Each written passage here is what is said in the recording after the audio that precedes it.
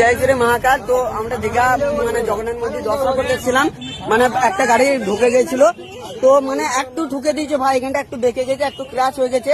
তো এটার জন্য আমাকে থানায় নিয়ে গিয়ে পায়ে ধরা করাবে। তো দেখি কে আমাকে থানায় নিয়ে গিয়ে পায়ে ধরা করায়। তো চলুন সেই সবজির সঙ্গে থাকবে।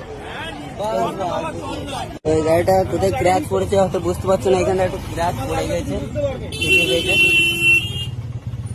তো এই ক্র্যাশের জন্য হয়তো খরচা দিতে হবে, কত খরচা জানি না। তো সাইডে যাই দেখি কত খরচা লাগবে এইটুকু ক্র্যাশের জন্য। তো চলো দেখি কতটা ক্র্যাশ, মানে ওই গাড়িটা একটু এগিয়ে দিয়েছে বলে একটু এদিকে ঢুকিয়ে দিয়েছে। তো চলো দেখা যায়। ঠিক আছে দাদা, সাইডে লাগানো।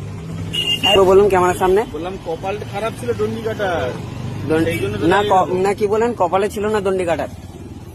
আমার দণ্ডি কাটা কপালে নেই, সেই জন্য তো লাগলো কপাল খারাপ বলে, সেটাই তো বললাম।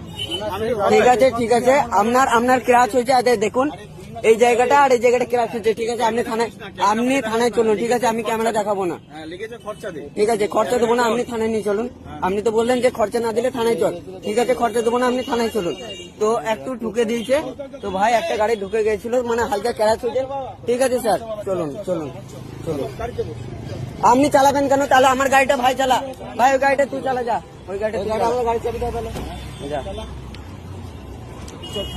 তোমাদের গাড়ি তোমরা নিয়ে চলো, আমাদের গাড়ি তোমাদের একজনকে আমাদের